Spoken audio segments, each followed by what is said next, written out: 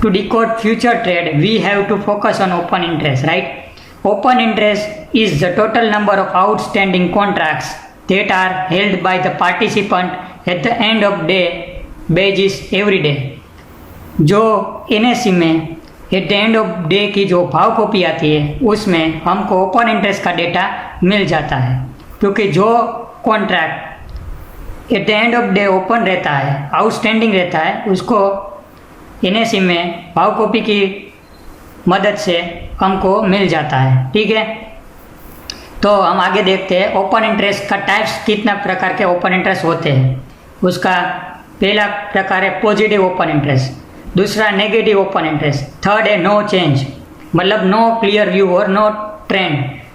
तो हम कौन से ओपन इंटरेस्ट को पॉजिटिव बोल सकते हैं? तो देखिए, स्टॉक्स और इंडेक्स क्लोजिंग पॉजिटिव, मतलब जो भाव है, प्राइस है स्टॉक्स का, वो प्लस में बंद आना चाहिए, and it's day weighted average price is a bullish, मतलब जो वीवेप है, वॉल्यूम वेटेड एवरेज प्राइस, उससे ऊपर स्टॉक्स का क्लोजिंग आता है तो हम उसको बुलिश बोल सकते हैं। ठीक है, दूसरा स्टॉक्स और इंडेक्स क्लोजिंग नेगेटिव, यानी जो स्टॉक्स का प्राइस है वो माइनस में क्लोज आता है और इसका जो वेटेड एवरेज है, वीवेप है, वो प्राइस से बिलो मतलब नीचे बंद आता है तो हम उसको बियरिश बोलेंगे। आगे नेगेटिव ओपन इंटरेस्ट, स्टॉक्स और इंडेक्स क्लोजिंग पॉजिटिव, यानी स्टॉक्स का प्राइस प्लस बंद आया है और वीवेप के नीचे बंद आया है, मतलब ऊपर बंद आया है।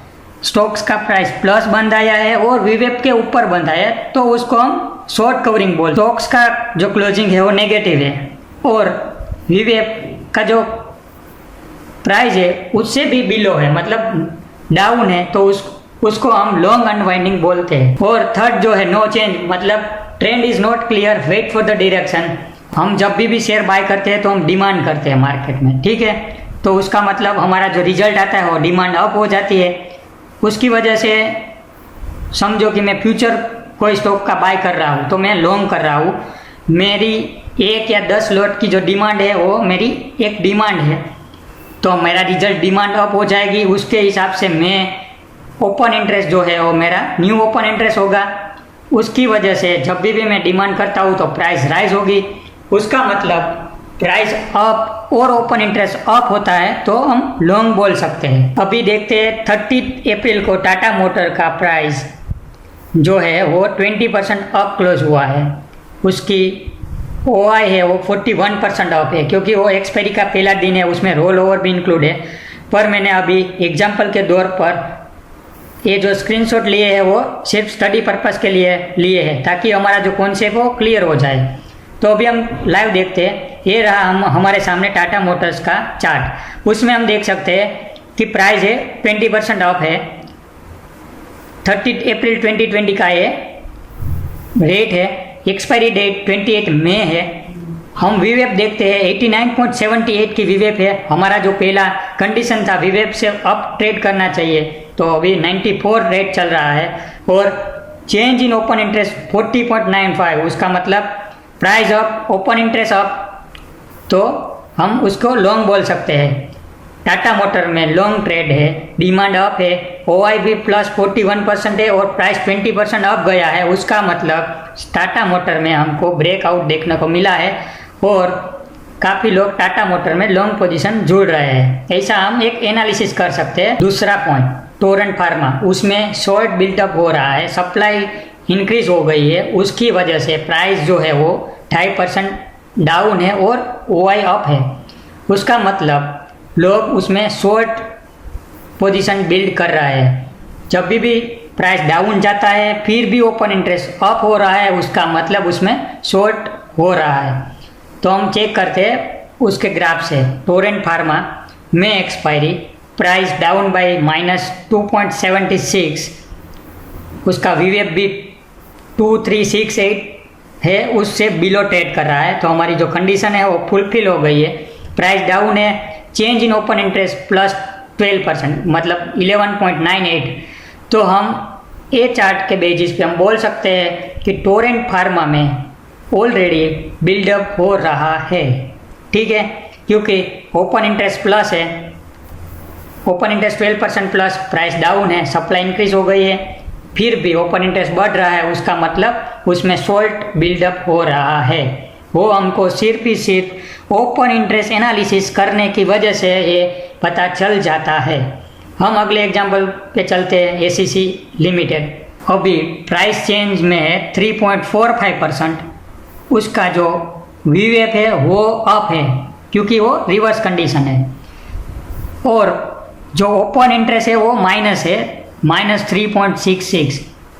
तो हम एसीसी में हम बोल सकते हैं कि प्राइस अप हुई है, ओपन इंटरेस्ट डाउन हुआ है, उसका मतलब जो लोग ने शॉर्ट बिल्डअप एसीसी में किया है वो प्राइस इंक्रीज हो जाने की वजह से वो आके अभी पोजीशन काट रहे हैं, तो हम उसको शॉर्ट कवरिंग बोल सकते हैं।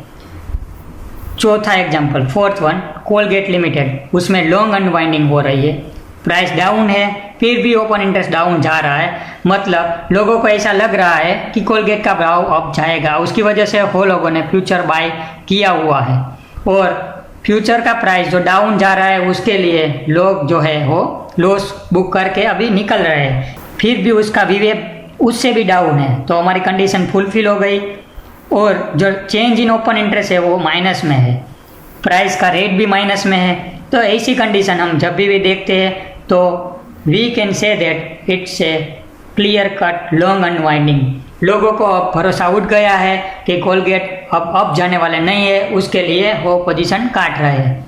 एसीसी में मैंने शॉर्ट किया था पर वो अप जा रहा है, इसलिए मैं लॉस बुक करके मेरी जो शॉर्ट पोजीशन है वो मैं स्क्वेयर अप कर रहा हूँ। और टाटा मोटर में जो है वो नया लॉन्ग पोजीशन बिल्डअप हो रहा है, टोरेंट फार्मा में क्लियर कट शॉर्ट पोजीशन बन रही है, ठीक है। तो कोई भी स्टॉक से और इंडेक्स है, कभी भी ये चार कंडीशनों के अलावा फिफ्थ कंडीशन कभी भी हो नहीं सकती।